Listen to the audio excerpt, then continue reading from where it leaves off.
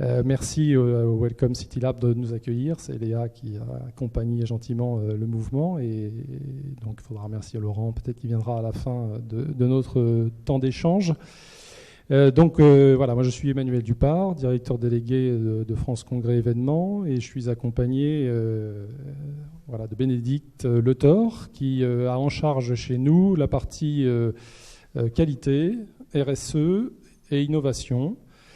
On trouve que les trois sont assez complémentaires et on y trouve beaucoup de cohérence.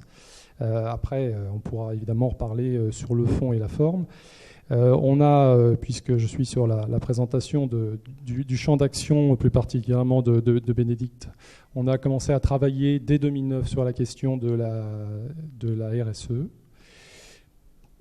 C'est venu juste après la qualité, parce que France Congrès Événements était déjà bien engagé dans la démarche qualité. On verra quelle forme ça prend après. Et l'innovation, on y travaille de façon beaucoup plus structurée. C'est-à-dire que l'innovation, au travers des territoires que nous représentons, elle est à peu près partout, plus ou moins à grande vitesse et plus ou moins dans les formes de tourisme, mais évidemment, elle était surtout à structurer. Donc, on vous en parlera là aussi plus spécifiquement. Donc, moi, l'organisme que je représente, c'est un réseau de 50 villes et métropoles qui se développent économiquement et qui développent leur image par l'accueil et l'organisation d'événements. Alors, ils sont soit, et plus particulièrement, à vocation professionnelle, soit mixte. Et on s'intéresse, et là je vous en parlerai parce que ça fait partie des faits marquants pour nous en 2015, on s'intéresse de plus en plus aux grands événements aussi, puisque les grands événements sont et porteurs économiquement et ce sont des vecteurs d'image évidemment et de rayonnement très importants. Voilà, donc fait marquant au niveau du réseau cette année, il y a celui-ci qui nous a donc amené à ouvrir notre champ d'action à toute la partie événements, qui était jusqu'à présent existante, mais de façon plus officieuse et induite.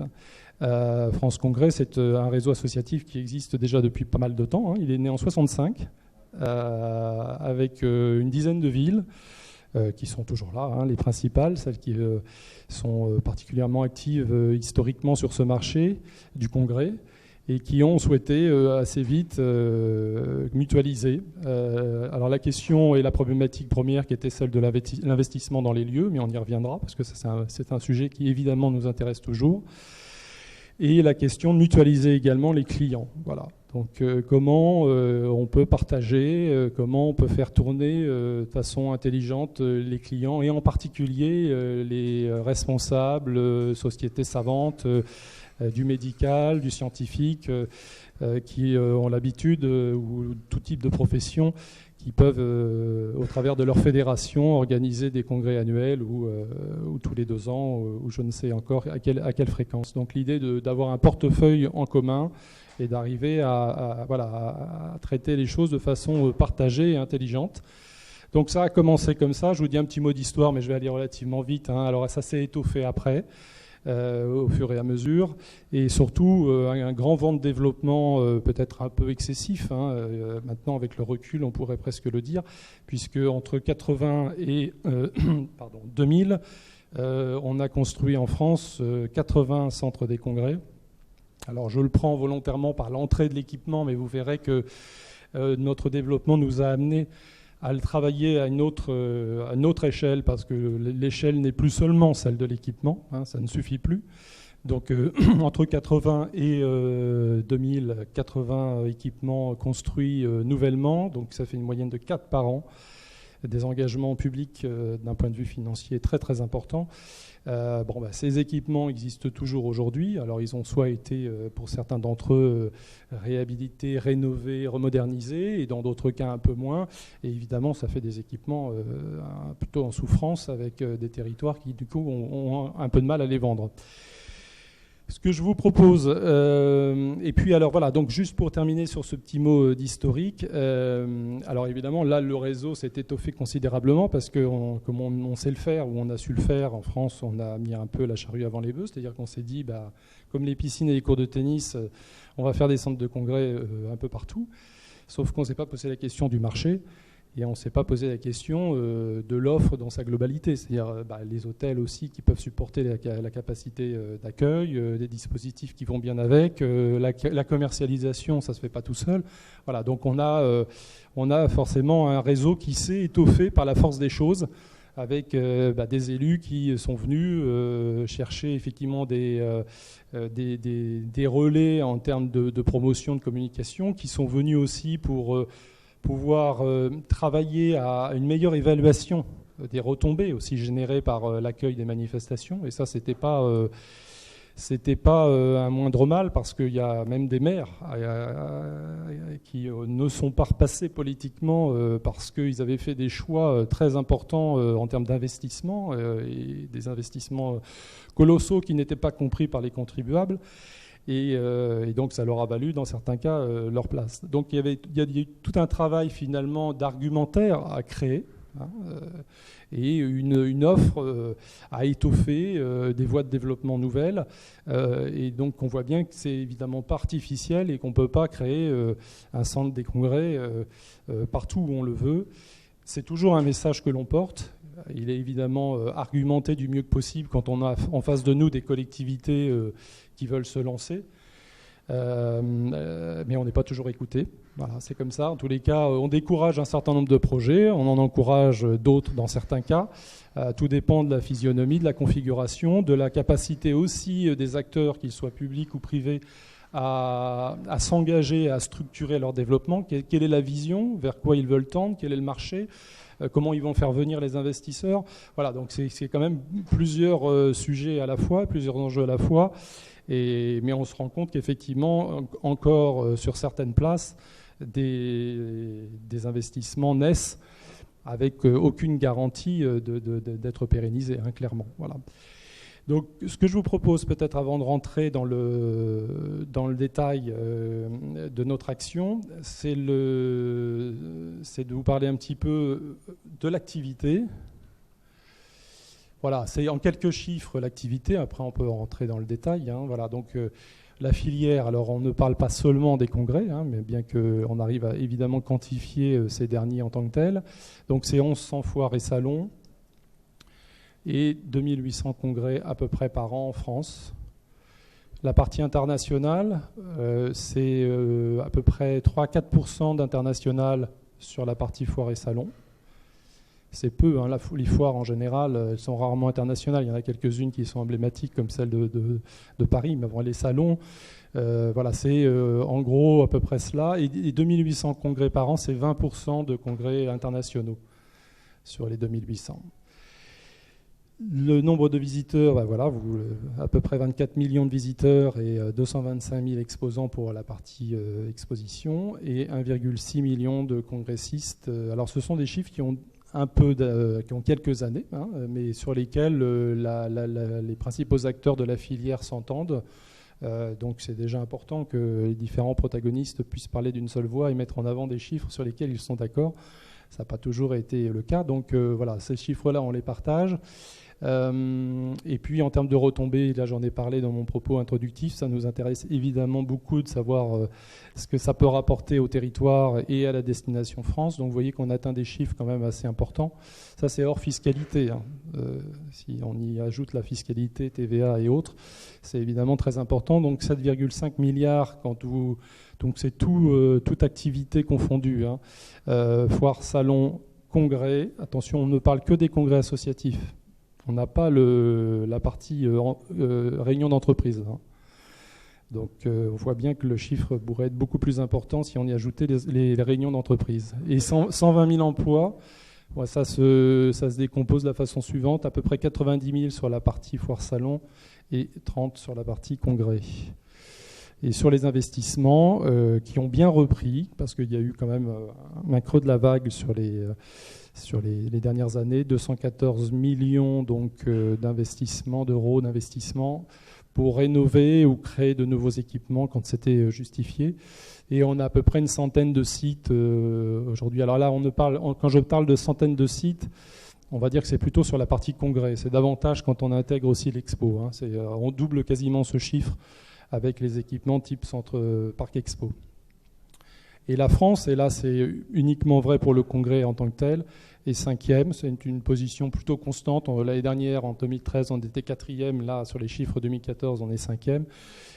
C'est le classement d'une organisation que vous connaissez peut-être qui s'appelle ICA, International Congress and Convention Association, et qui est une des principales organisations dans le monde pour nos métiers et qui tire un classement autant par pays que par ville.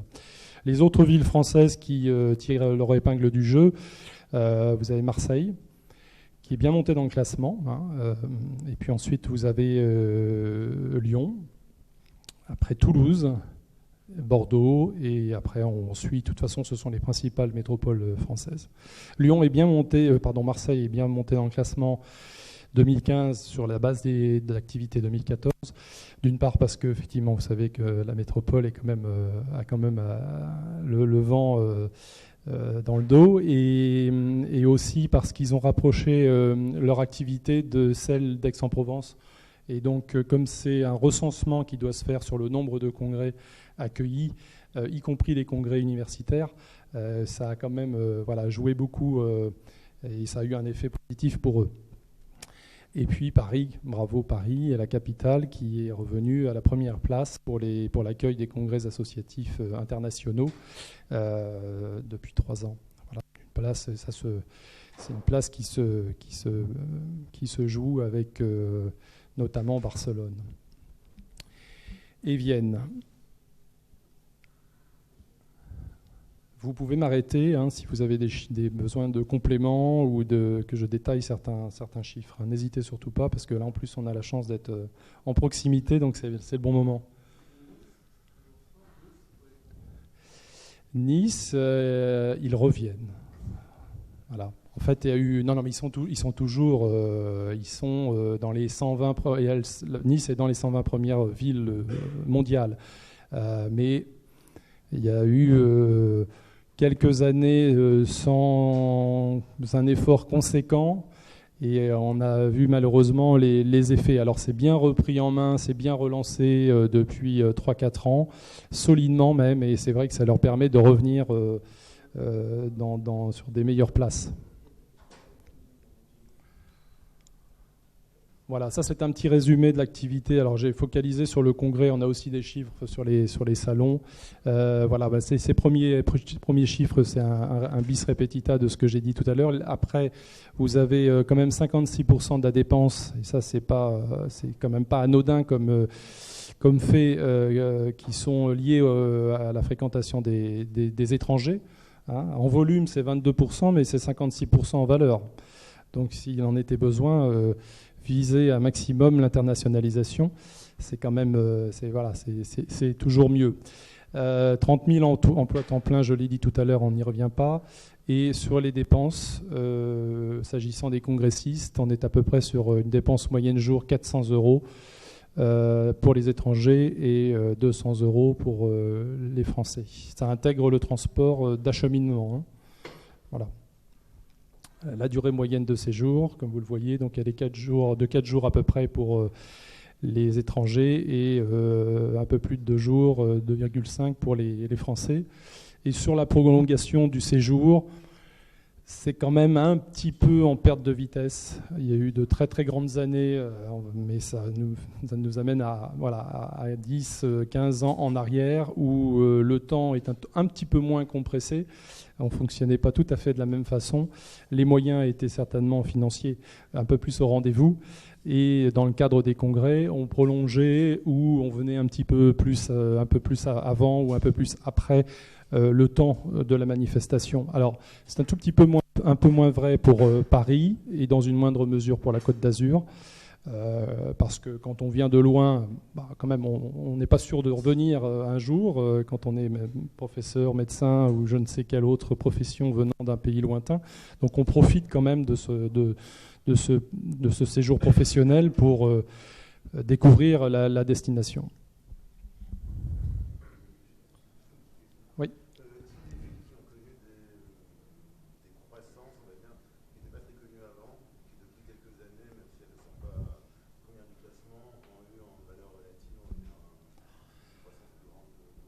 Alors, Marseille, on a parlé de Marseille, qui est quand même un exemple remarquable, mais qui vient du fait qu'ils aient pris plus largement et plus globalement leur destin en main. Hein. Il y a une vraie volonté de redorer l'image de la ville, de la positionner comme une métropole européenne forte. Il y a eu quelques tournants avec notamment le Congrès mondial de l'eau qui ont été des éléments déclencheurs. Après, évidemment, il y a la capitale européenne de la culture. Donc, ce sont des éléments qui sont pour eux des accélérateurs. Donc, avec des investissements quand même assez colossaux qui se chiffrent en plusieurs centaines de millions d'euros pour réorganiser la ville, la rendre beaucoup plus belle, fluidifier ce qui doit l'être dans les circulations. Enfin bon, je pense que vous aurez peut-être la chance de retourner à Marseille, où vous l'avez peut-être vu par différents médias, et ça a changé considérablement. Après, il y a une ville comme Lyon qui était déjà bien positionnée sur ce marché, mais qui a fait un magnifique travail dans un autre registre sur le marketing territorial, et qui, du coup, sort quand même du lot maintenant de bonne façon. J'ai vu récemment un classement IBM sur les principales métropoles mondiales, et ils sont bien placés. Voilà, donc après, il y a d'autres exemples. Toulouse également fait partie. Ouais.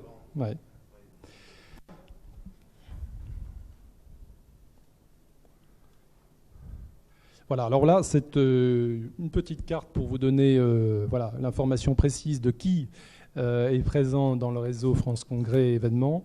Donc vous voyez qu'il y en a un petit peu partout en France. Il y a différentes tailles de territoires. Ils n'ont pas les mêmes atouts à faire valoir les uns et les autres, pas nécessairement un ADN touristique marqué dans certains cas.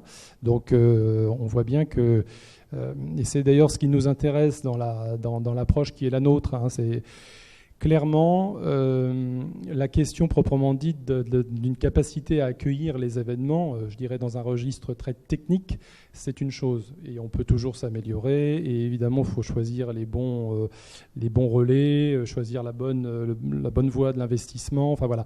Mais ce qui est important, et ce à quoi on attache de plus en plus d'importance, c'est finalement ce qu'on appelle le hors les murs. C'est-à-dire que c'est tout ce qui va se passer au niveau de la ville et sa capacité à se mobiliser, à s'organiser pour être en capacité d'accueillir des événements de plus en plus importants pour elle, soit parce que c'est des événements forts en taille, parce que soit ça va être en notoriété, soit parce que ça va être un élément qui va lui permettre d'illustrer sa compétence, dans certains cas, en lien avec une filière d'excellence ou un pôle de compétitivité.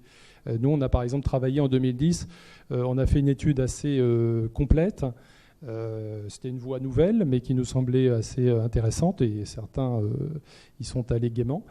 C'était l'idée de voir dans quelle mesure les pôles de compétitivité et plus largement les filières d'excellence il y avait des synergies possibles entre nos activités qui représentent un média en quelque sorte. C'est-à-dire quand on réunit des compétences, d'une certaine façon, on peut faire valoir les avancées de ce pôle de compétitivité ou cette filière d'excellence. Donc il y a un travail de valorisation de ce qui peut se faire en local.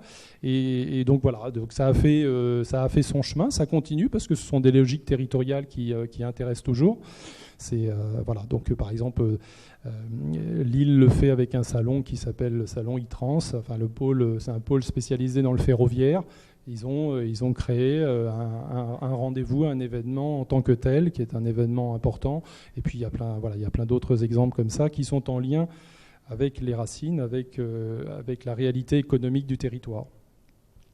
Voilà, donc là vous avez alors l'objectif, il est là formulé de façon très général, c'est faire de l'activité des rencontres professionnelles et événements un axe fort de développement économique et de rayonnement, c'est ce que j'ai dit tout à l'heure, et puis c'est de donner de l'attractivité et de la compétitivité à nos territoires et plus largement à la destination France.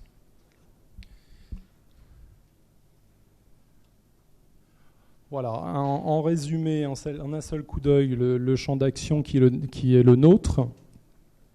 La partie, donc ce que je vous disais de notre périmètre, On s'intéresse évidemment au site, à la ville, mais ça doit fonctionner nécessairement avec les organisateurs, les clients et la filière. Voilà. Pour ça, tout à l'heure, j'ai commencé à vous donner quelques éléments chiffrés, quelques indicateurs sur la filière. Et tout ça doit fonctionner ensemble. Il n'est pas question, évidemment, de s'occuper uniquement de développer, d'améliorer ce qui doit l'être au niveau local, dans une ville, si c'est évidemment pas logiquement connecté à la réalité du marché et encore moins aux préoccupations de la filière qui pousse, je veux dire, il y a plein de sujets sur lesquels on agit avec des organisations comme l'UNIMEV et d'autres encore. L'idée étant d'arriver à montrer le poids économique de et les enjeux de cette activité. Alors les interactions, elles sont importantes pour nous avec tout ce qui est marketing territorial, mais dans ce que je vous ai déjà dit, vous avez compris que ça ressortait pas mal. Donc on a parlé du tourisme, parce que nécessairement, la plupart de nos villes sont plutôt déjà organisées, ont déjà une offre touristique qui, dans certains cas, mérite encore d'être développée, améliorée et être davantage mis en musique. Mais ça aide quand même. Voilà, l'attractivité touristique aide à faire venir des manifestations professionnelles, même si ça ne se travaille pas, évidemment, de la même façon. Et puis le numérique, on rentrera davantage dans le détail tout à l'heure avec Bénédicte, et notamment pour vous parler de la façon dont on le vit. Alors c'est à l'intérieur de l'axe innovation, parce que pour nous, évidemment, il n'y a pas que le numérique, mais c'est quand même un vecteur très, très, très fort. Et puis la RSE, puisqu'on a, et on pourra l'illustrer un petit peu plus tard, fait un travail de fond sur ces sujets-là. Alors nous, ça passe par un accompagnement, et là on en revient du coup davantage aux équipements, type centre des congrès et autres. On accompagne concrètement les directions générales et les équipes dans tout ce qui est certification. Donc vous en connaissez quelques-unes du type ISO 9001, 14001, et puis on a créé notre propre référentiel France Congrès Événements, qui est un référentiel certifiable par tiers, de la même façon que les ISO, et qui donc couvre les 3 piliers de la RSE. Et donc ça, c'est aujourd'hui, pour parler chiffres et concrètement, quand on a commencé à travailler ces sujets-là, on était à 33% à peu près d'équipements certifiés, engagés et certifiés, et on est à 55% aujourd'hui, quelques années après. Donc ça progresse. On aimerait évidemment que ça aille beaucoup plus vite, mais ça passe souvent par les directions générales qu'il faut convaincre. C'est pas toujours des chantiers simples. Ça amène quand même quelques remises en question et révisions dans la façon de manager, d'ouvrir davantage et de partager un certain nombre de sujets en interne. Ça pose aussi la question de la relation au marché, les clients. Donc ils sont à l'intérieur de toutes ces certifications prises en compte. Voilà, donc en fait on fait ce travail concrètement d'accompagner. Sur la totalité. Sur la charte, à la fois sur la charte qualité et développement durable, qui est le référentiel qu'on a développé en interne, ou sur différents types d'ISO, ISO 9001, ISO 14001, ISO 26000, et maintenant on a aussi ISO 20121 avec la Ball Atlantia, qui est le premier centre de congrès certifié ISO 20121. C'est le référentiel spécifique de l'événementiel en fait. Voilà, ça presse. Voilà. Et puis, vous l'avez bien compris, on suit de très près et on essaie d'aider à activer, à multiplier les effets produits par un certain nombre de développements que peuvent connaître les villes qui sont dans le réseau. Donc évidemment, ça passe par l'implantation d'une entreprise, ça passe par la création d'un événement qui sera peut-être un petit peu moins à vocation professionnelle, peut-être plus à vocation culturelle, mais qui va servir l'intérêt du territoire qui est concerné. Donc tous ces effets sur l'image, sur la dynamique générale nous intéressent.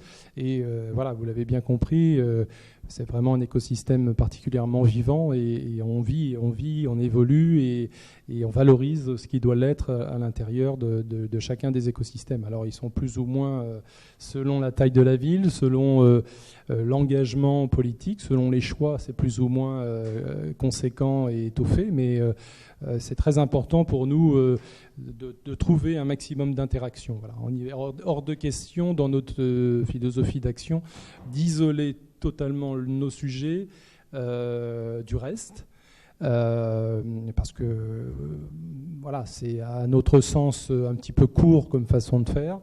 Et les villes nous attendent de plus en plus aussi sur ces sujets-là. On voit bien de toute façon que les politiques conduites, qu'elles le soient avec les entreprises le plus souvent ou avec les collectivités seules, voilà, amènent à travailler sur différents leviers à la fois. Et l'idée, c'est clairement de placer nos sujets comme voilà, un levier majeur. Et voilà, dans la plupart des cas, on y parvient. Pardon, je vais peut-être juste vous parler un tout petit peu quand même de ce que le regard macroéconomique, vous avez bien compris que ça venait compléter ce que je vous avais dit. Alors sur la partie action en tant que telle, donc les congrès événements, ça c'est le périmètre. Toujours dans une démarche prospective, pour nous c'est très important d'arriver à lui donner la dimension que méritent ces sujets. Donc voilà, c'est quelques exemples qu'on a cités là. Donc les filières d'excellence, je vous en ai parlé, je ne reviens pas dessus. La Smart City, c'est voilà, c'est un sujet très important que l'on suit, dont on s'imprègne pleinement. Et d'ailleurs, à ce titre, on a eu des travaux assez pointus en la matière en juin dernier à la Gaîté Lyrique. Et on avait fait venir quelqu'un que vous devez forcément connaître, vous avez entendu parler, qui s'appelle Carlos Moreno, qui est un des spécialistes aujourd'hui de la Smart City. Et voilà, c'était là aussi très intéressant et ce sont des personnalités et des influenceurs qui nous accompagnent aussi sur nos sujets. La révolution digitale, là aussi, on vous l'illustrera concrètement, qui passe voilà, par l'innovation et Innovantech. Donc je ne vais pas trop en parler tout de suite, mais ce qu'on souhaitait, c'est voilà, pouvoir avancer avec les entreprises innovantes. Il y a beaucoup de ressources, de compétences, d'idées, de solutions nouvelles qui s'offrent à nous. Et on considère que là aussi, c'est de notre responsabilité que, voilà, d'amorcer d'une part, d'initier, mais aussi de réunir les conditions pour que ces entreprises type start-up qui s'engagent puissent le faire avec une bonne connaissance du marché, et ça on considère l'avoir plutôt bien, et puis de pouvoir aussi voilà, leur ouvrir le marché. Et donc ça fait partie de nos premières motivations. Ensuite, on a la qualité de développement durable, je ne reviens pas dessus. L'investissement, on a cité quelques chiffres tout à l'heure très, très, très importants. Bon, c'est pas un sujet très facile, hein. D'abord parce que non pas seulement parce que l'argent vient à manquer, parce que ça, je pense que quand le projet est bon, quand on fait la preuve économique, on arrive toujours à mobiliser des fonds. Mais c'est surtout parce qu'il faut pas, on a pour le coup plus du tout la possibilité de se disperser. Donc d'une certaine façon, c'est plutôt bien parce que ça amène à être plus exigeant et resserrer en quelque sorte les choix et les priorités, mais c'est pas toujours bien entendu. Voilà, donc ça c'est un sujet qu'on suit de très près. Donc on est amené auprès de nos membres, voilà, à les conseiller dans la limite évidemment de nos moyens. En tous les cas, les orienter sur une bonne connaissance du marché, sur ce qui va faire que leur développement va être bien orienté ou pas, est-ce qu'ils doivent effectivement viser un marché interrégional dans davantage de proximité, ou est-ce qu'ils doivent se lancer au national ou directement plus en ouvrant à l'Europe. Donc voilà, ce sont des conseils. Et puis on est amené quand même à travailler aussi avec eux sur tout ce qui est évolution de la configuration des lieux.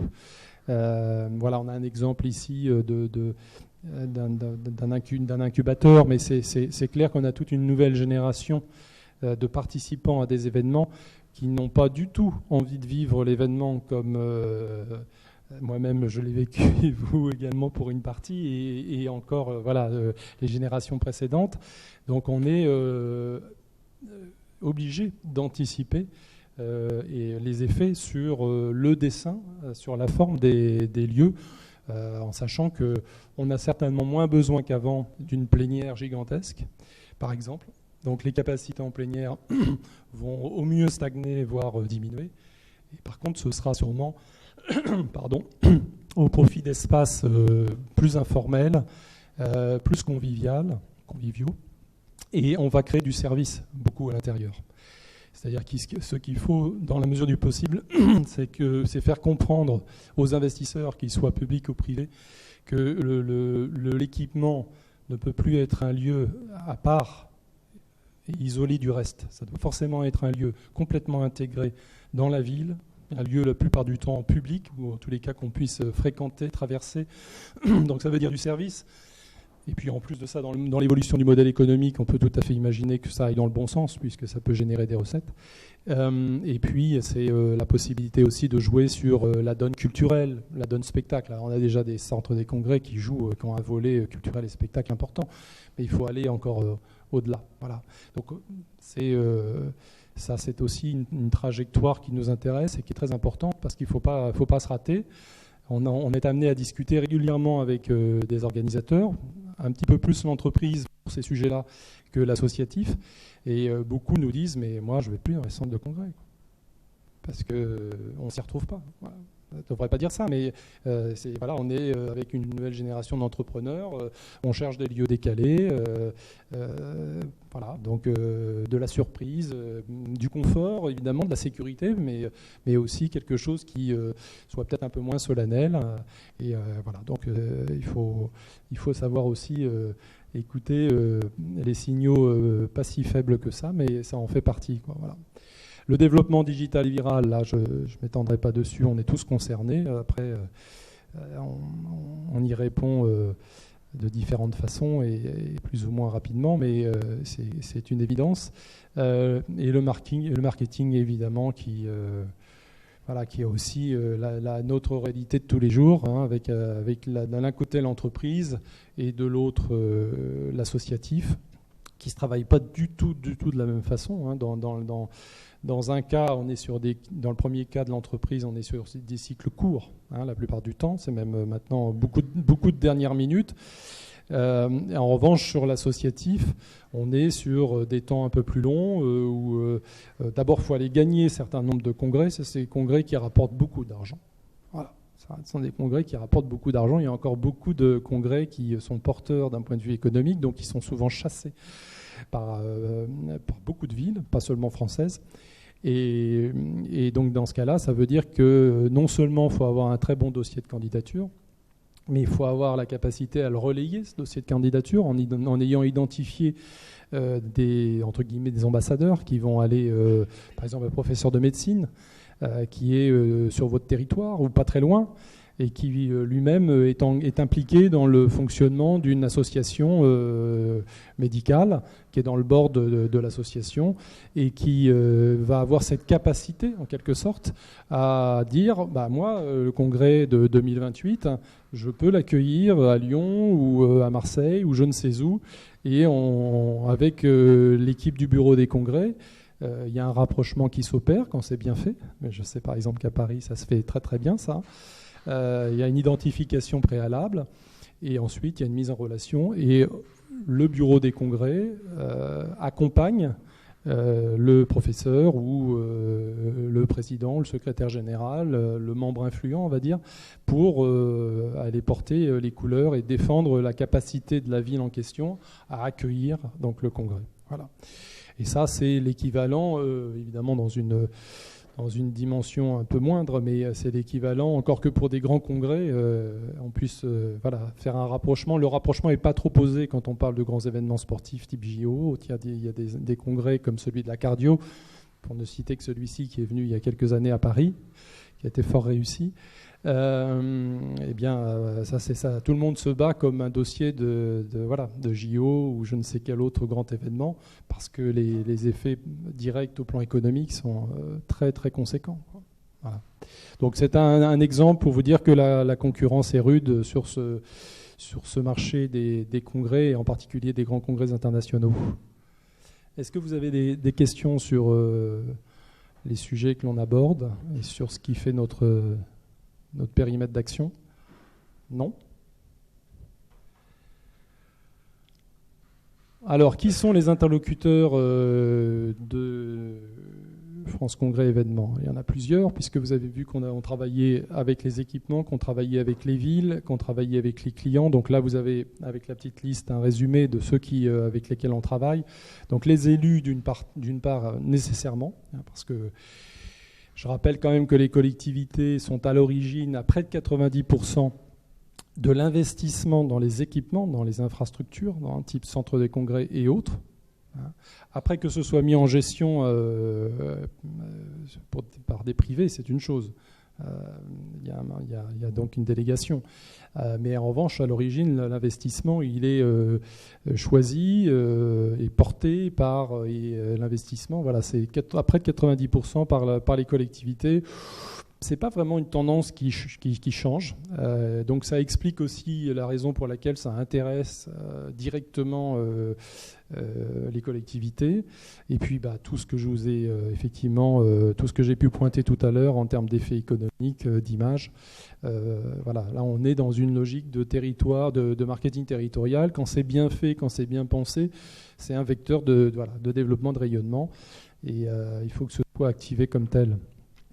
Voilà, et alors donc les collectivités, c'est aussi évidemment le versant administration, puisqu'on est amené aussi à parler avec les directions économiques, toutes celles qui sont amenées à constituer des projets, des programmes pour améliorer le développement de cette activité en local.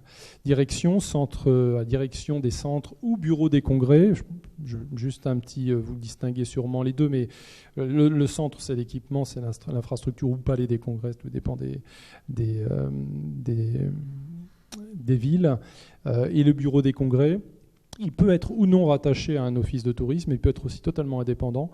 Et donc là, en gros, c'est une fédération des entreprises qui composent la filière des événements en local. Voilà, donc il est amené à fédérer, il est amené à initier un certain nombre de congrès, comme je l'ai indiqué tout à l'heure, avec ce jeu de candidature, avec les ambassadeurs.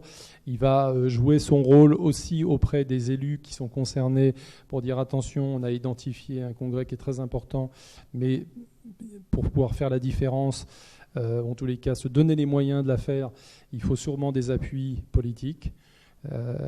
Parce que à ce niveau-là, c'est pas parce que vous avez une excellente chaîne de services et d'accueil, ça ne suffit pas. Voilà. Donc il y a effectivement un mariage astucieux et intelligent entre la force publique entre guillemets et la compétence privée.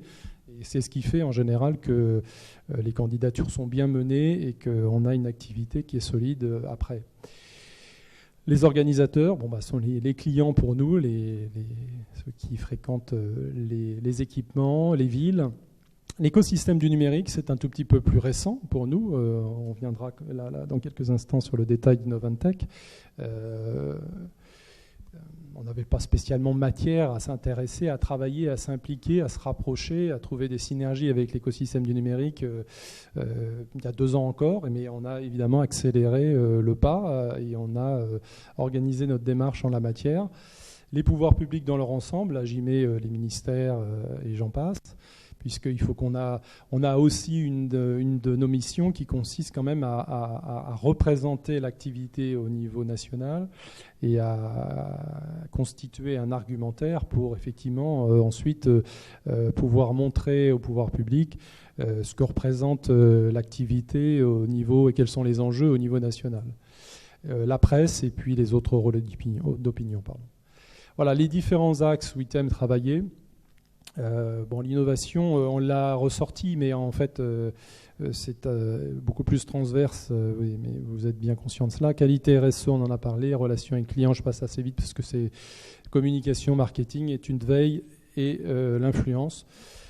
Parce que, voilà, comme toute activité, il faut aussi faire sa place, arriver à prouver la réalité des retombées et de l'impact dans l'économie nationale. Et ça ne se fait pas tout seul. Donc, il faut y travailler aussi. Est-ce que vous avez des questions sur... Voilà, alors quelques événements, des temps forts dans l'année. Voilà, pour nous, c'est évidemment... Alors, je ne parle pas de rendez-vous intermédiaires où on peut avoir des temps d'échange avec notre réseau, avec les clients, avec les startups. On en a d'ailleurs un prochainement, le 19 octobre. Mais voilà, on a quelques grands rendez-vous dans l'année. Ce que vous avez là comme exemple, c'est une soirée qu'on a mis en place il y a 3 ans maintenant, qui était complètement nouvelle, avec juste cette volonté de pouvoir réunir les principaux organisateurs de congrès à un moment donné dans l'année, pouvoir les remercier et les récompenser pour ce qu'ils font déjà au travers de leur fédération, parce que on ne se rend pas compte, et souvent on ne parle pas de ça, mais l'investissement pour un non-professionnel qui doit avoir en charge l'organisation du congrès de sa profession, c'est pas une partie de plaisir. Enfin, c'est du plaisir, mais c'est aussi pas mal de peine et pas mal d'engagement. Ça, on n'en parle pas beaucoup, mais c'est une réalité. Et donc, en fait, l'idée de cette soirée, c'est de pouvoir réunir les organisateurs en un temps donné. Il y a à peu près 150, un peu plus de 150 personnes. Et voilà, donc il y a du relationnel qui se fait sur cette soirée. On récompense un certain nombre d'organisateurs, ce qui permet d'éclairer là aussi l'activité telle qu'elle existe en France et de pouvoir faire passer un certain nombre de messages. Plus récemment, ce qu'on a appelé innovation à tous les étages, je vous parlais tout à l'heure de l'événement à la Gaîté Lyrique. C'est là que nous avons lancé Innovantech. Et on a donc complètement modifié le format. Donc là, on associe les startups qui sont maintenant avec nous dans la démarche.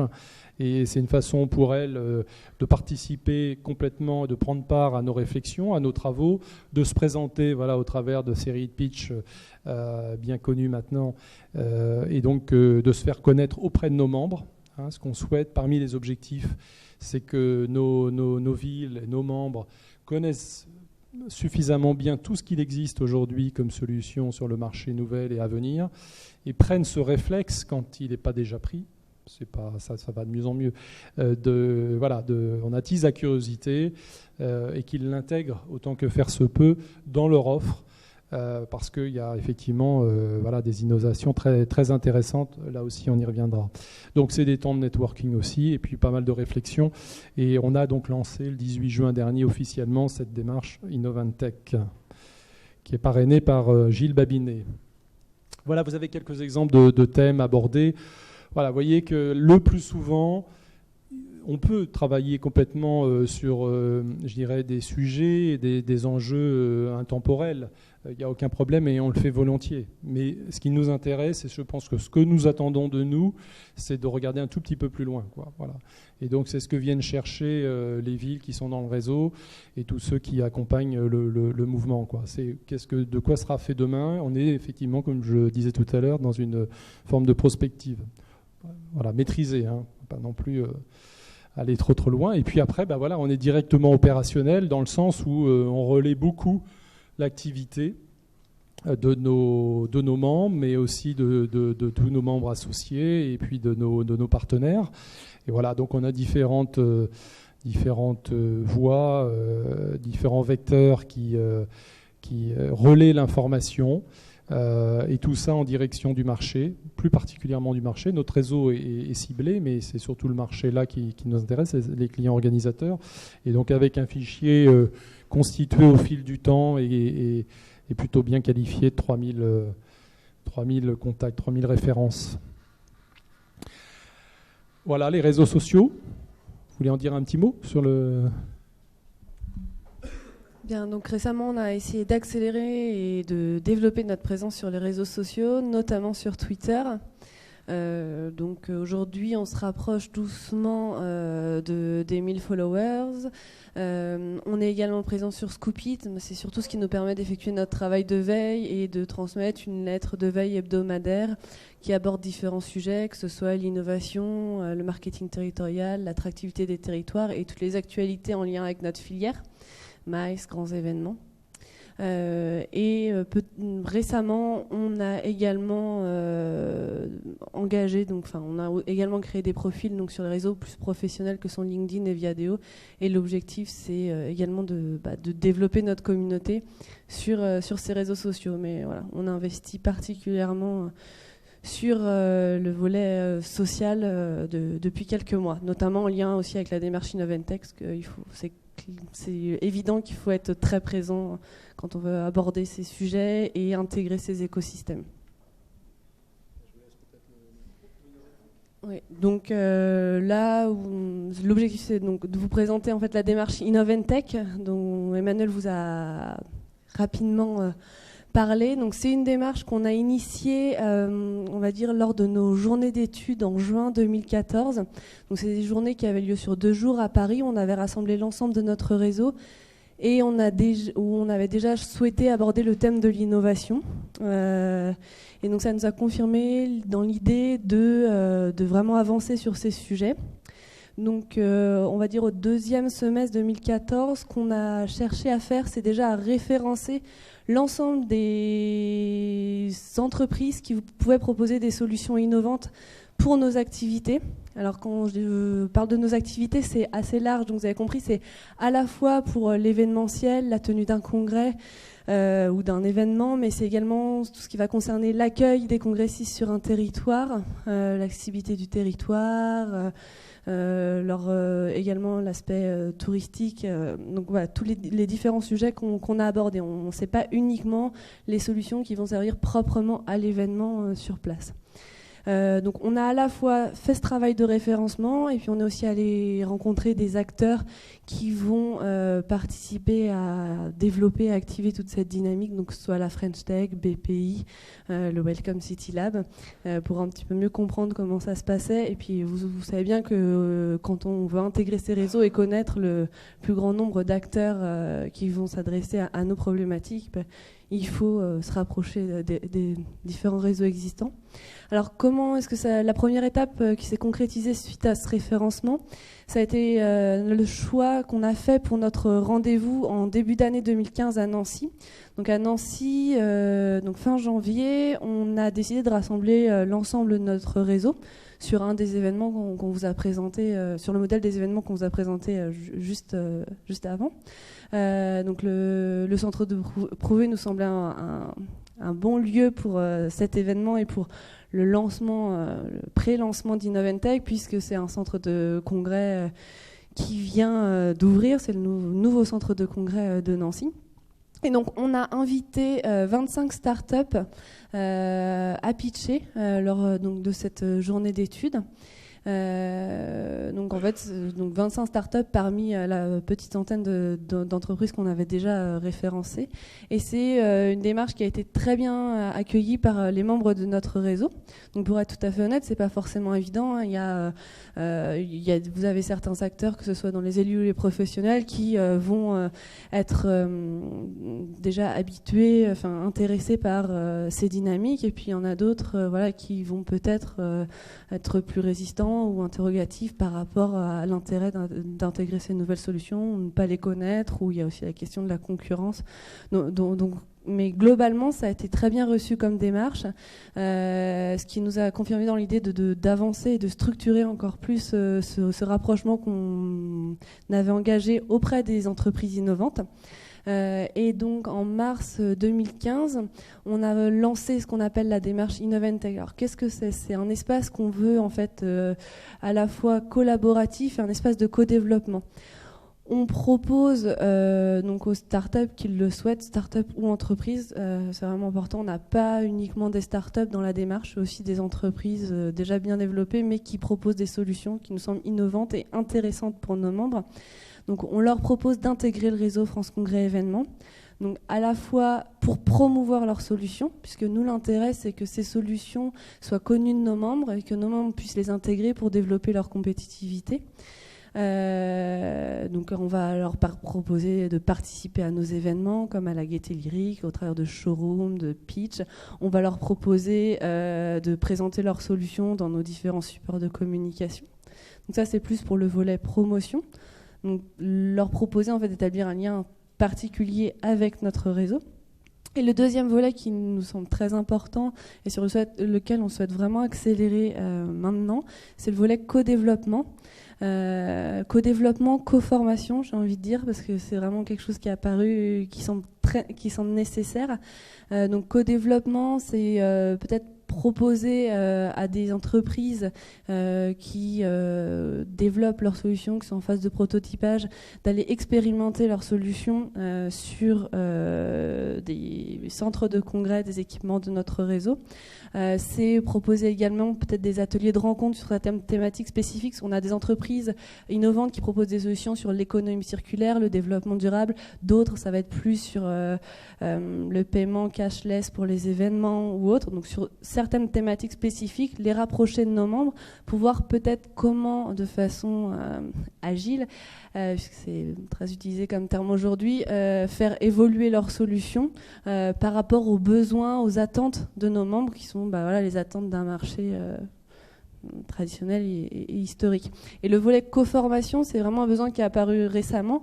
C'est à la fois peut-être donc formation pour les entreprises innovantes qui ne connaissent peut-être pas forcément toutes les problématiques du marché et pour lesquelles la rencontre avec nos membres pourrait être quand même très utile pour peut-être découvrir certaines attentes ou besoins qu'ils n'ont pas encore forcément identifiés.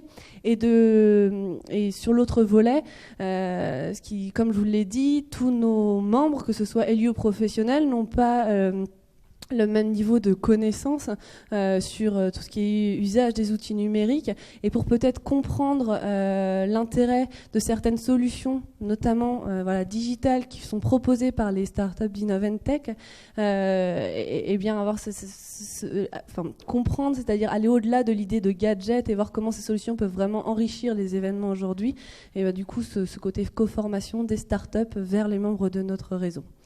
Donc voilà les différentes missions qu'on souhaite développer au sein de la démarche Innoventech.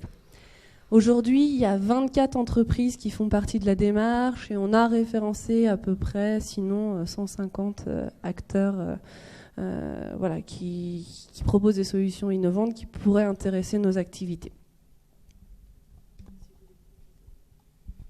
Oui, alors juste quand même un petit mot parce qu'on parlait un peu de certains de nos membres pouvant être en résistance. Alors c'est peut-être un bien grand mot parce que c'est pas le cas, mais il y a évidemment une culture à faire évoluer. Il y a beaucoup de pédagogie à assurer.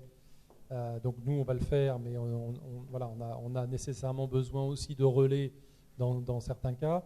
On veut d'une part travailler aussi avec les clients, ceux qui vont, qui sont les usagers, ceux qui vont utiliser les solutions, hein, pas seulement l'intermédiaire que peut être le centre des congrès ou l'office de tourisme.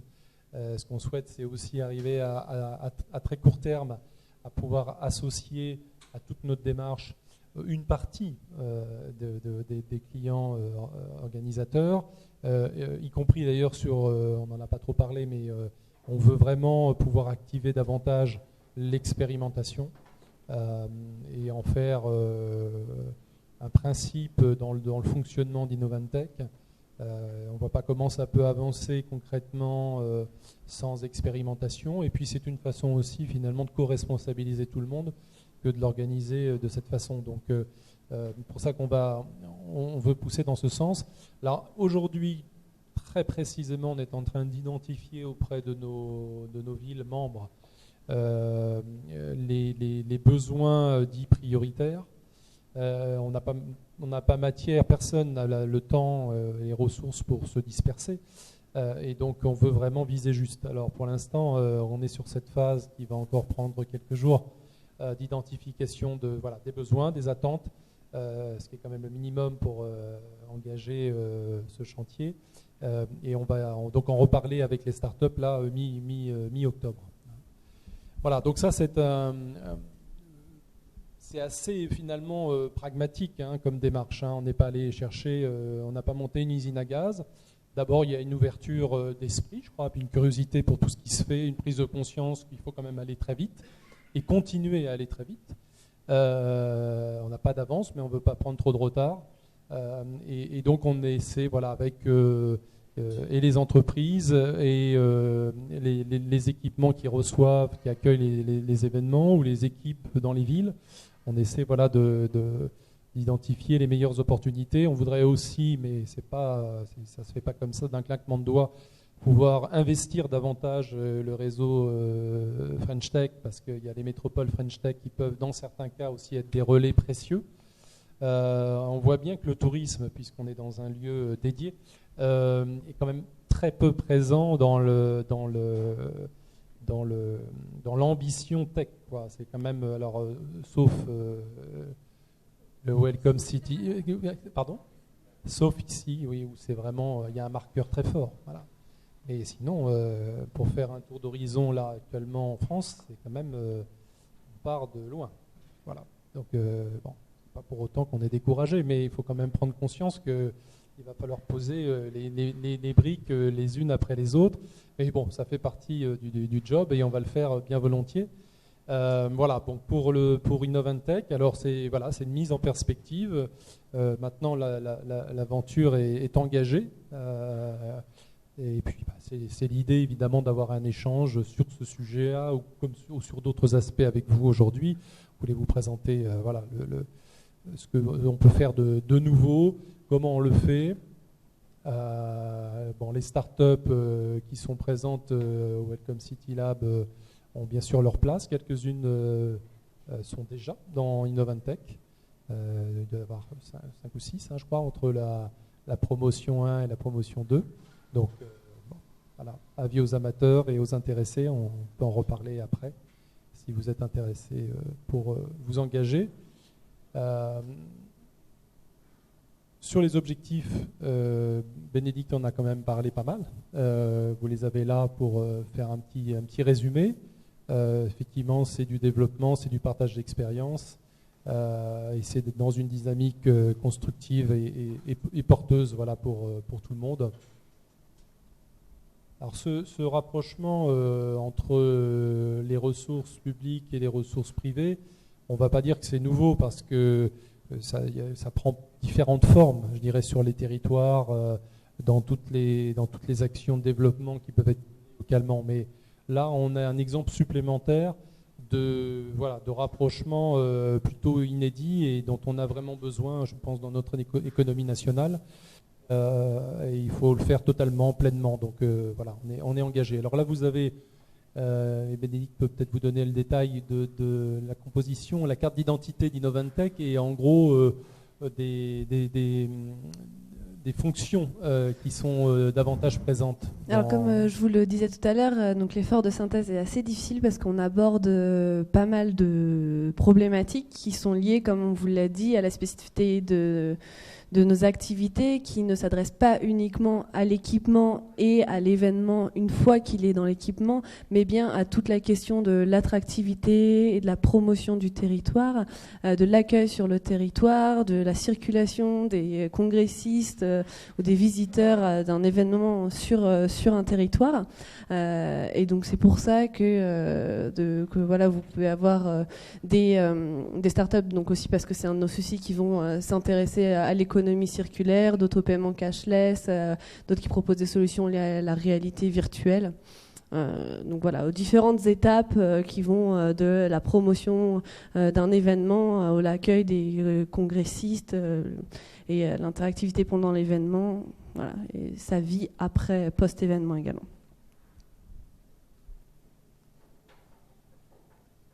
Voilà, peut-être un petit mot de conclusion avec cette slide-ci, voilà, qui en gros fait la synthèse et qui met un petit peu en perspective voilà, ce vers quoi on veut tendre. Donc c'est effectivement d'arriver à rassembler davantage encore d'entreprises innovantes.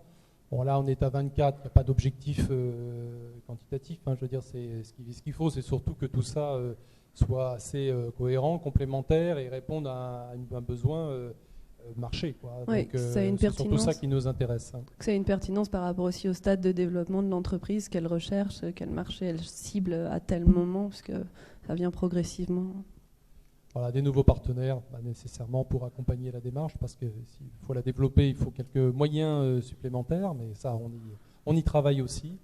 Et puis arriver, mais on l'a dit, ce travail de pédagogie, à continuer au sein du réseau même, à faire avancer les mentalités et travailler sur la maturité de nos interlocuteurs. Voilà, puis après, expérimentation, co-construction, on en a parlé, co-formation. Voilà, vous avez donc un petit peu le tableau tel qu'il existe aujourd'hui entre finalement la première partie de notre intervention qui était plutôt, je veux dire, la partie fixe et en même temps importante parce que c'est quand même le fonds de commerce qui fait que l'activité existe depuis des années et se poursuit dans le temps. Et puis effectivement cette démarche qui est assez novatrice mais qui s'inspire de démarches déjà existantes.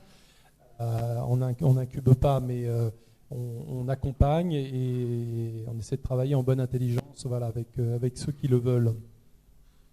Voilà un petit peu pour le... Vous vouliez ajouter un petit mot sur le... Non, mais c'est de rappeler qu'en tant que tête de réseau, on a aussi ce rôle-là d'éveil sur différents sujets, que ce soit sur les études qu'on va réaliser sur les retombées économiques de la filière, mais aussi sur le rapprochement des entreprises qui proposent des solutions innovantes, la compréhension de ces nouvelles dynamiques.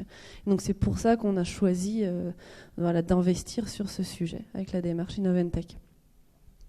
Oui, c'est d'ailleurs c'est bien de le rappeler parce que c'est un exercice qui n'est pas du tout évident. Je veux dire, en tant que réseau, on a quand même 50 villes métropoles. Elles n'avancent évidemment pas toutes à la même vitesse. Pour certains d'entre vous qui vous occupez déjà du sort et des enjeux pour une grande ville, vous imaginez ce que ça peut représenter pour 50. Alors évidemment, on n'a pas le même degré d'investissement sur des points très spécifiques que lorsqu'on s'occupe d'un territoire en particulier, mais néanmoins, il faut faire avec une certaine diversité, des écarts dans les atouts intrinsèques, dans les orientations qui sont données au développement, dans la compréhension des enjeux. Bon voilà, donc et en même temps, il faut pouvoir alimenter au quotidien ce marché et travailler au chiffre d'affaires, à une certaine réussite économique. Il faut pouvoir en même temps, parce que je crois que c'est notre responsabilité, on est attendu pour ça, ouvrir des voies nouvelles et donner des orientations qui vont permettre justement de consolider ou développer les affaires d'ici quelques temps. Voilà pour la présentation de nos activités, du marché. On pourra approfondir certains sujets, certains aspects. Il n'y a aucun problème. On a un petit peu de temps, je pense, Léa, pour le faire. Donc voilà, on est à votre disposition pour suivre.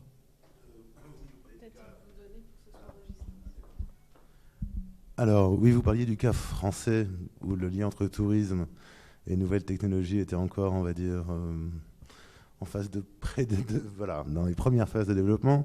Est-ce que si on fait un benchmark au niveau européen et par rapport à vos concurrents, mais néanmoins, on va dire, collègues, je ne sais pas si l'expression est bonne, est-ce que eux ont un positionnement sur les nouvelles technologies qui est déjà beaucoup plus développé ou beaucoup plus avancé? Quand on voit Barcelone, par exemple, ou quand on voit d'autres grandes villes ou d'autres pays européens.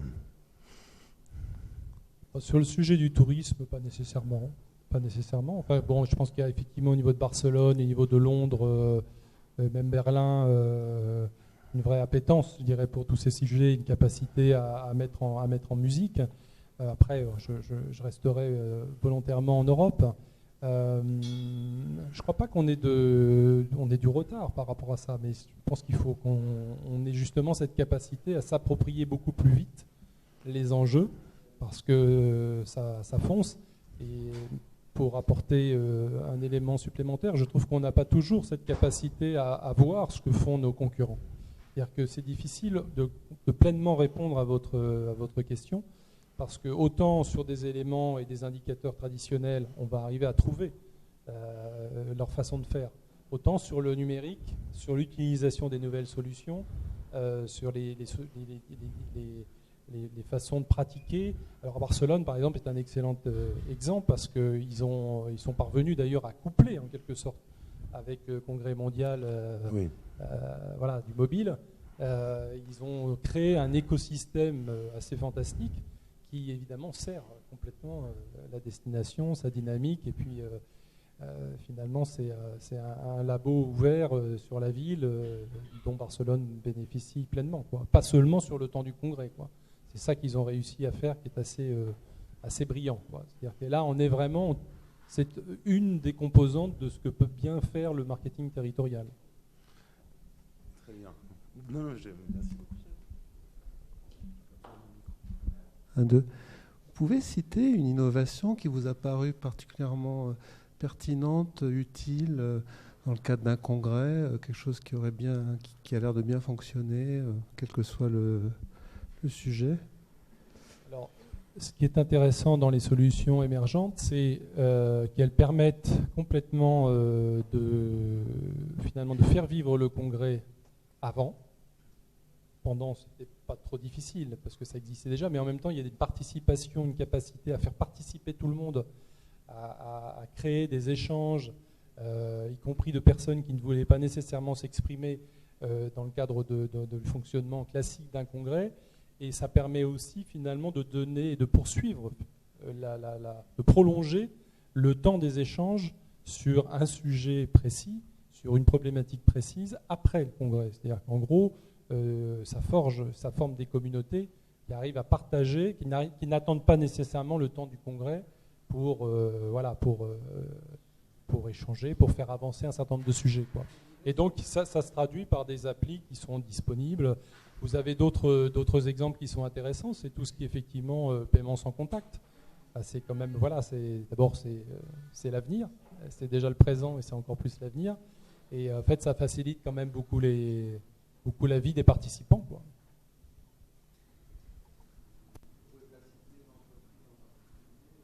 Il y en a 24 qui sont présentes. On pourra en parler après, il n'y a pas de problème pour... En plus, elles évoluent toutes sur des champs quand même assez particuliers, donc spécifiques, donc ce serait difficile d'en citer.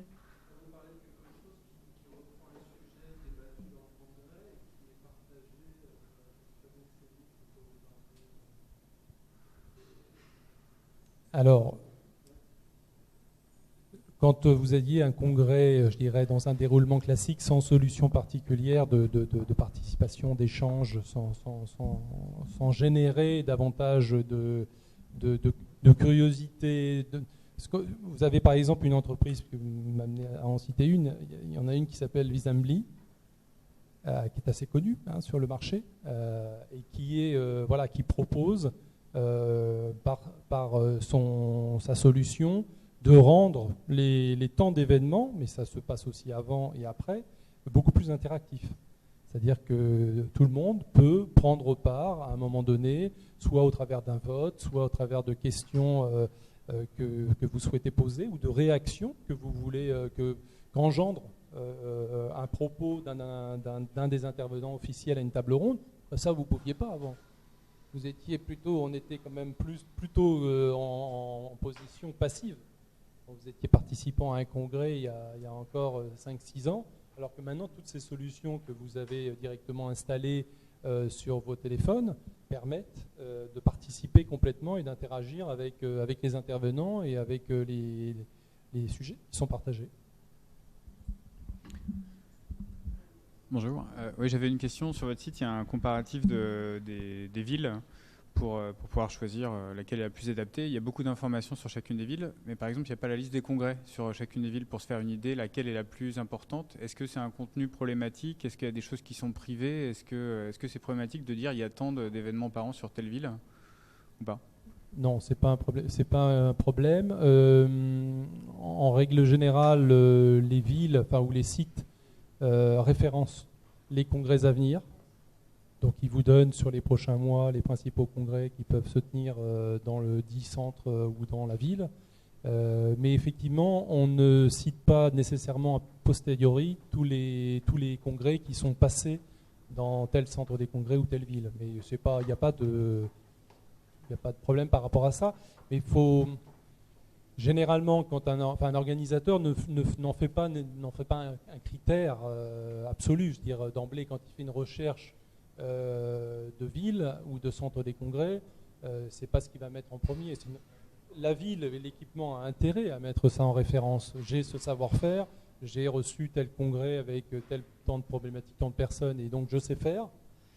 Mais voilà, mais pourquoi pas, c'est des choses qui vont c'est quand même la marque d'une expérience, d'une expertise. On accueille 500 congrès par an, surtout dans tel domaine où ça me semble assez parlant, non? C'est vrai. On met quelques congrès en avant dans l'actu, hein, donc ça c'est l'activité telle qu'elle se présente dans les villes. C'est en général ce qui se fait dans la mise en avant, mais c'est vrai qu'après dans le guide, il doit y avoir quelques références qui sont données. Hein.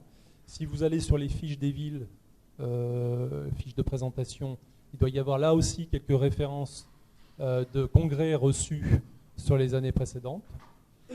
Mais quand on fait mouliner la machine, là, le moteur de recherche, c'est vrai que c'est pas un élément, c'est pas dans les critères. Okay. Surtout que les villes vont vraiment avoir chacune leur spécificité en fonction de grosses métropoles, aux villes à fort caractère touristique, mais plus aux balnéaires. Et du coup, après, donner un chiffre, ça veut dire, il faudrait du coup qualifier en fonction du type de la typologie des congrès. Et déjà, si vous reprenez les agendas sur les villes, les agendas de congrès en général, c'est énorme. Donc c'est pour ça qu'on n'a pas trop intérêt à le reprendre pour chacune des villes, sinon ça ferait un peu une liste à la Prévert. Mais c'est vrai qu'on met plus le focus sur les gros congrès dans nos actualités, dans nos newsletters, pour vraiment toujours ramener ça aussi au volet attractivité, au volet marketing territorial. C'est ce qu'on encourage de nos villes à faire, plus que de nous donner des listes de congrès ou d'événements. C'est vraiment faire un focus sur certaines villes en présentant les caractéristiques, les atouts du congrès, ce qu'elles ont su mettre en avant dans l'accueil de ce congrès ou de cet événement. Donc, ce qui nous semble au plus sur le côté qualitatif, mais effectivement le côté quantitatif pourrait être un repère intéressant. Ok, on développe une solution d'agenda, on pourra en parler.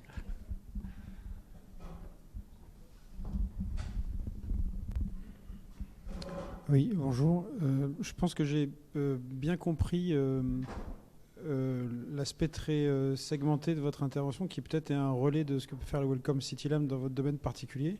J'aurais aimé savoir si vous avez étudié un peu l'articulation qu'il peut y avoir avec des dispositifs qui existent, comme le Welcome City Lab, ou des pôles de compétitivité, ou des clusters, qui chacun à leur niveau peuvent éventuellement recouper ce que vous faites.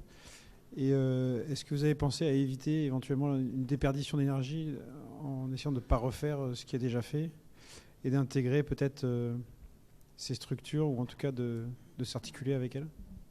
Alors d'abord, concrètement, au moment où effectivement on a songé à créer Innovantech, on s'est assez vite rapproché de Laurent Cage et de l'équipe pour leur présenter le projet et puis les associés. Donc le Welcome City Lab, et on a deux partenaires aujourd'hui à Innovantech. Il y a le Welcome City Lab et la BPI France.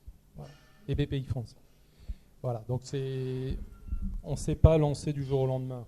On a beau être très convaincu qu'il faut aller dans ce sens-là, on voulait effectivement éviter l'écueil de reproduire à l'identique ce que font d'autres, mais plutôt de s'inspirer de ce qui peut être fait et d'arriver à, d'une part, l'adosser le mieux possible à nos sujets, hein, nos premiers sujets de préoccupation, ce pourquoi nous sommes là, et puis d'arriver à l'installer dans le paysage national. Voilà, donc c'est ce qui fait peut-être la différence aussi avec le Welcome City Lab, qui a un rayonnement plus large que Paris et l'Île-de-France, hein, mais qui doit s'occuper de l'attractivité par ce biais-là de la capitale.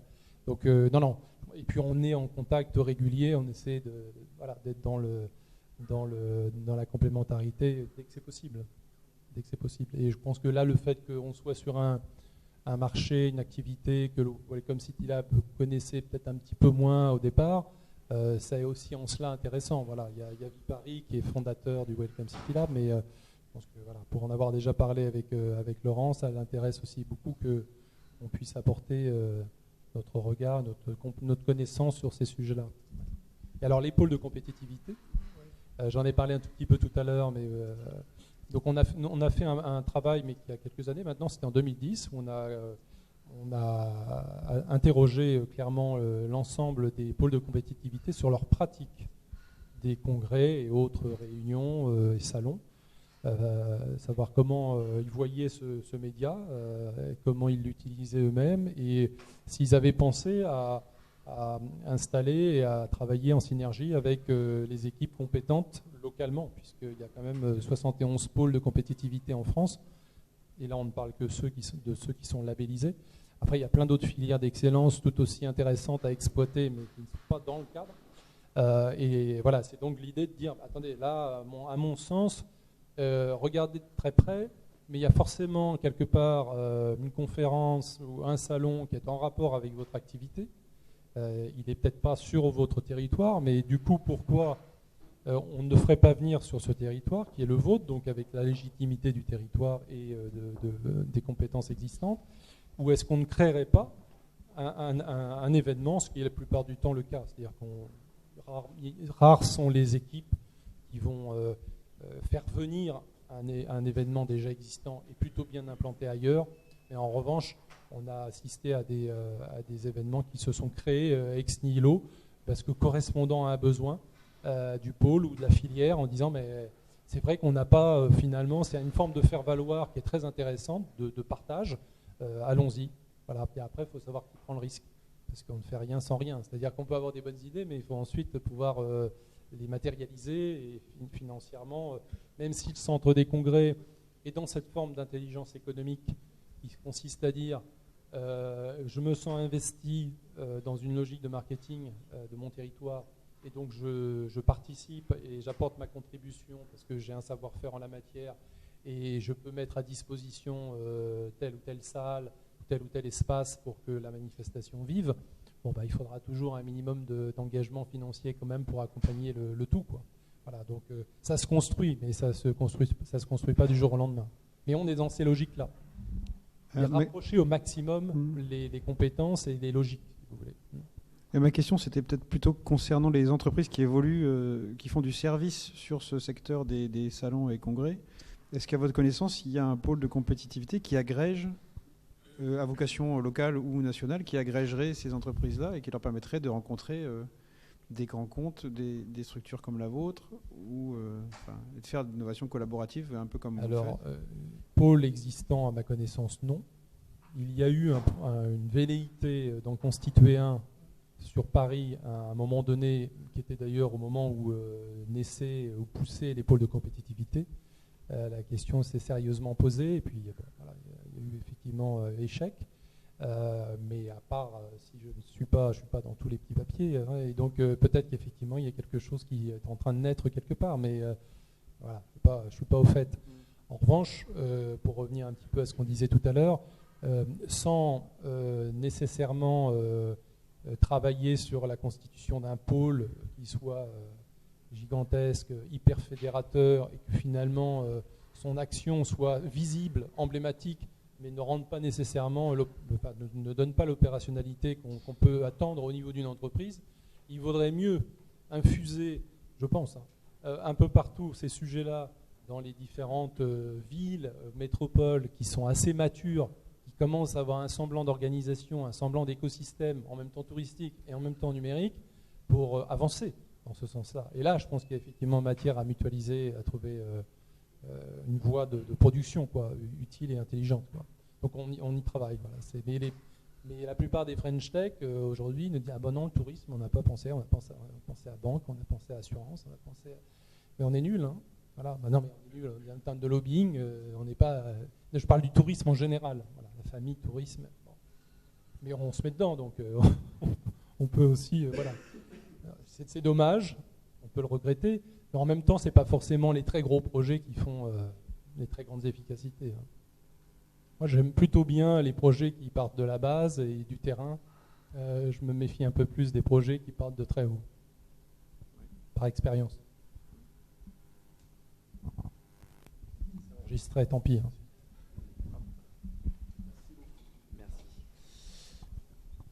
Hein. Est-ce qu'on n'est pas un peu quand même sur un secteur qui est assez old school, notamment, je veux dire, au niveau des territoires membres, Et en fait, comment est-ce que vous communiquez avec eux sur Innoventech et quelle perception ils ont un petit peu et comment est-ce qu'ils reçoivent vos propositions? Voilà, il faut le replacer dans son contexte. Hein. On considère quand même qu'on est au démarrage, c'est-à-dire qu'il y a un environnement qui est quand même beaucoup plus actif depuis 3 à 4 ans en France autour de ces sujets innovation, numérique et autres voies. Et nous, on commence à placer effectivement Innoventech dans le paysage. Ce qu'on peut remarquer dans les premiers résultats de l'enquête qu'on a engagée, parce que ça c'est un point fondamental, hein, je veux dire, c'est la capacité quand même qu'ont nos membres à pas seulement suivre, c'est eux-mêmes à initier des choses. Pour l'instant, on voit qu'on a quand même un peu de chemin à faire, un peu plus peut-être encore que ce qu'on ne pensait. Et pour rejoindre la remarque, la réponse que j'ai formulée avant, c'est aussi par ce biais-là. J'ai du mal à comprendre pourquoi aujourd'hui, concrètement, il n'y a pas davantage de rapprochement vers voilà, des acteurs comme le Welcome City Lab, même s'ils ne sont pas spécifiques au tourisme, il existe maintenant un peu partout des relais qui parlent innovation, il y a des mutualisations, il y a des compétences. Et donc, je ne comprends pas toujours pourquoi les acteurs du tourisme n'osent pas davantage aller vers ceux qui vont aussi les faire avancer. Je veux dire, et on reste effectivement, bon alors old school, je ne sais pas, je ne leur prendrai pas forcément, mais en tous les cas, au niveau des mentalités, il faut que ça bouge très vite. Voilà. Je l'ai dit très spontanément il y a 5 minutes. Hein, je trouve que même au niveau, voilà, que ce soit au niveau local, mais plus largement dans la famille tourisme, on n'ose pas assez.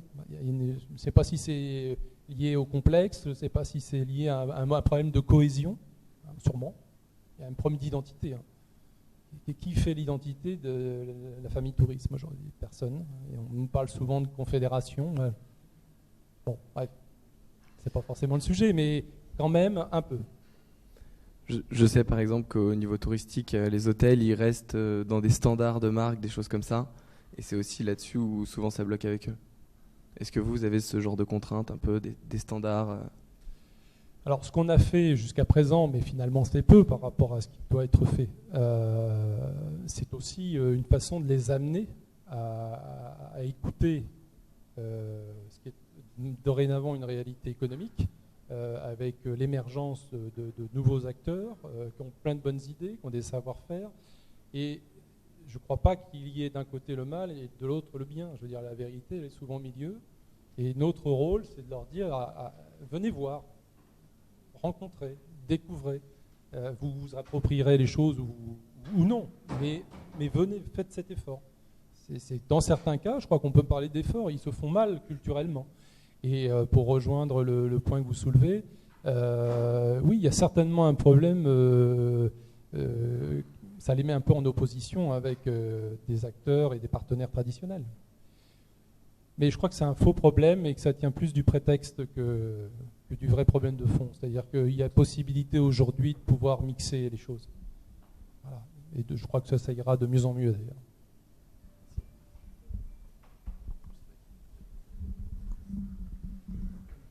Oui, si je peux apporter un petit témoignage, pour être passé plusieurs années dans les chambres de commerce et avoir essayé d'accompagner les entreprises, et je pense qu'il y a plusieurs facteurs qui expliquent ça. C'est d'une part la culture du tourisme, qui au départ est un tourisme de cueillette chez beaucoup de prestataires, qui a mis du temps à prendre conscience qu'il fallait évoluer et se mettre dans une démarche de marketing de la demande et pas de l'offre. Il y en a encore beaucoup de personnes qui parlent de marketing de l'offre pour le tourisme.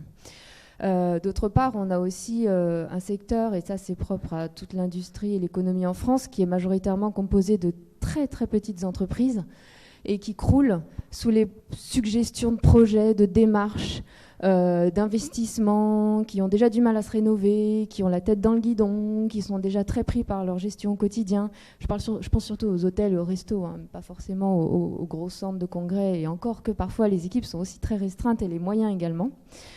Et je vois, nous, quand on était en chambre et qu'on essayait de leur proposer des démarches qualité ou de gestion environnementale, ça leur paraissait déjà très très loin. Et souvent, on entendait, oui, bah, y a mon voisin a qu'à commencer et puis on verra. La remise en question est assez difficile dans ce secteur. Et même si effectivement, ils ont mis du temps, et on a mis du temps à s'y mettre, on s'y met petit à petit. Donc on est effectivement un peu en retard, mais je pense qu'on peut rattraper ce retard rapidement, notamment grâce aux nouvelles générations. C'est aussi un autre facteur, c'est que beaucoup d'entreprises sont encore aux mains d'anciens qui ont eu du mal à faire ce saut technologique.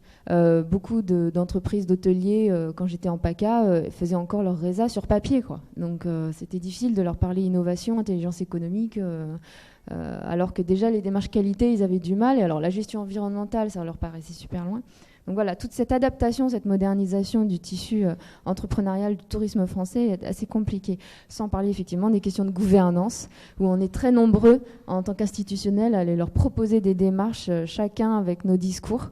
Et effectivement, ils croulent sous les propositions et les suggestions, quoi. Voilà. C'est intéressant, je voudrais rebondir. Est-ce qu'il ne faudrait pas appliquer justement le marketing de la demande à l'offre de start-up, puisque en théorie, une start-up n'existe que par le problème qu'elle résout, et que plutôt que d'amener des gens de l'industrie du tourisme à fréquenter des start-up en mode on vous présente une offre, ce que ces start-up font, est-ce que ça ne serait pas plutôt utile de collationner le besoin, et donc des organismes comme vous qui pourraient en faire la synthèse ou une analyse statistique en disant ça ressort souvent, et ensuite de mettre ça sur la table devant des startups en disant c'est ça le problème à résoudre. Oui, alors c'est vrai qu'on est en train d'identifier les besoins auprès de nos membres directs, mais en même temps, ce que je disais tout à l'heure, c'est qu'on va très rapidement associer les clients. C'est-à-dire qu'on ne va pas pouvoir se disperser, hein. Ça ne sert à rien d'interroger les 3000, mais il faut qu'on arrive à sortir un panel représentatif et qui se sentent particulièrement concernés par ces sujets-là. Et voilà, ça s'appelle. On ne peut pas faire d'open innovation sans y associer les utilisateurs finaux. Donc, effectivement, d'avoir l'intermédiaire que représente le centre des congrès, qui est lui-même prescripteur. Il reçoit l'organisateur, il lui présente les lieux, il lui présente les différentes prestations techniques possibles. Dans les prestations et dans les services innovants, il y a toutes les solutions aujourd'hui disponibles et développées par les startups, et encore plus demain. Et donc, c'est normal qu'ils connaissent ce marché et qu'il soit capable ou non de le mettre dans son catalogue. Il n'en veut pas. Bah, à ce moment-là, c'est le client organisateur qui va soit exercer et formuler la demande. Je pense qu'on aura les différentes situations. Aujourd'hui, ce qu'on sent, c'est encore une dichotomie entre ceux qui ont très bien compris, qui vont vite, qui s'approprient ces solutions pour les mettre dans le portefeuille, et les autres qui sont encore à la traîne, et c'est effectivement à un moment donné les organisateurs, les prescripteurs qui vont pousser, quoi. Mais alors justement, je me suis peut-être mal fait comprendre et je vais un peu moins loin que vous. Je m'arrête au centre de congrès. En fait, mon idée, c'est que c'est pas forcément intéressant et viable de leur présenter des solutions et après de dire mais il y a ceux qui comprennent pas, il y a ceux qui pigent vite et qui vont adopter ces solutions. En fait, il faudrait plutôt leur demander à eux qui sont les intermédiaires quels problèmes ils ont. C'est ce qu'on est en train de faire. En fait, c'est un travail qu'on fait actuellement là. C'est agnostique en termes de solutions. Voilà, c'est si déterminé. Indépendamment des 24 startups que vous avez et d'autres que vous pouvez avoir, ouais. Il faut exprimer le problème. Après, qu'il soit résolu par une des startups ou pas, et après, charge à vous de trouver une startup qui le résolve ou de le fournir à une de vos startups qui peut pivoter ou travailler dessus. Mais il faut à un moment donné qu'il y ait une expression des problèmes. Mais je vous suis totalement. C'est-à-dire qu'on ne peut pas faire ça hors sol, pour faire simple. Bien sûr qu'on est obligé, à ce stade, maintenant que la structure est posée, il faut qu'on aille très très vite sur l'identification des premiers besoins et attentes. Ça, c'est clair. Et donc c'est le travail actuel. Et c'est là où votre positionnement est intéressant à la fois pour les centres de congrès et pour les startups, parce que c'est aussi très difficile pour la startup d'aller interroger son marché, de faire la synthèse des problèmes et d'imaginer des solutions à partir de ça. Donc si vous pouvez traduire... Mais c'est clairement un besoin qui est ressorti des premiers échanges qu'on a eu avec les startups qui ont intégré la démarche. C'est leur donner accès pour des études de marché ou même pour des terrains d'expérimentation pour tester leurs solutions par rapport à des besoins qui seraient exprimés spécifiques par nos membres, soit pour faire évoluer leurs solutions, soit pour penser une solution. Mais je pense que la démarche, les deux démarches sont complémentaires. à la fois leur proposer des solutions pour peut-être aussi la création de produits, d'une offre nouvelle de services auxquels elles n'auraient pas pensé et qui peut être intéressante pour elles, mais aussi partir effectivement de leurs besoins ou problèmes, mais qui, voilà, il faut identifier, mais c'est ce qu'on est en train effectivement d'engager.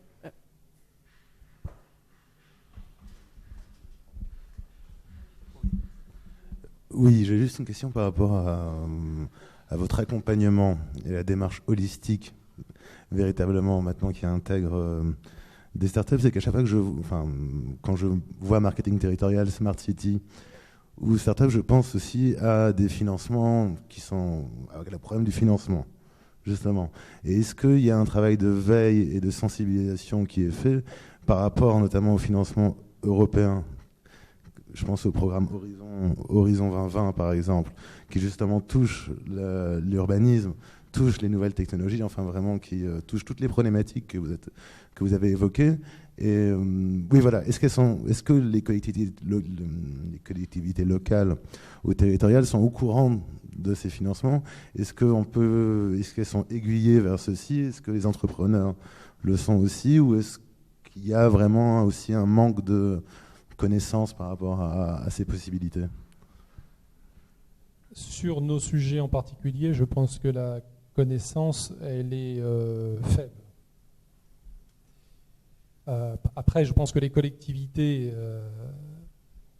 ont connaissance quand même des dispositifs existants. Alors après, selon les tailles et les ressources, c'est variable en termes de niveau de connaissance et d'appréciation des opportunités, mais voilà, si on isole notre activité, je dirais non, quasiment pas.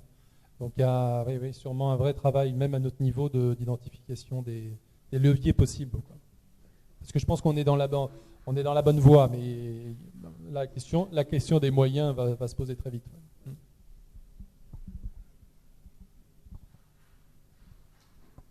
Est-ce qu'il y a d'autres questions ou remarques? Non? Oui.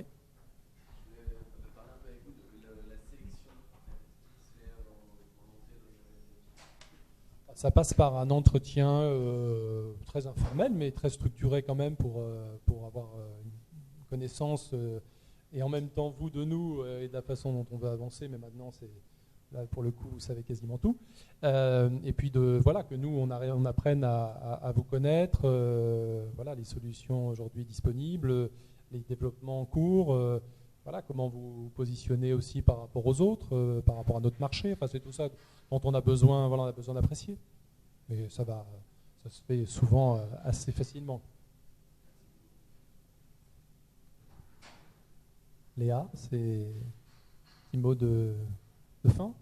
Non?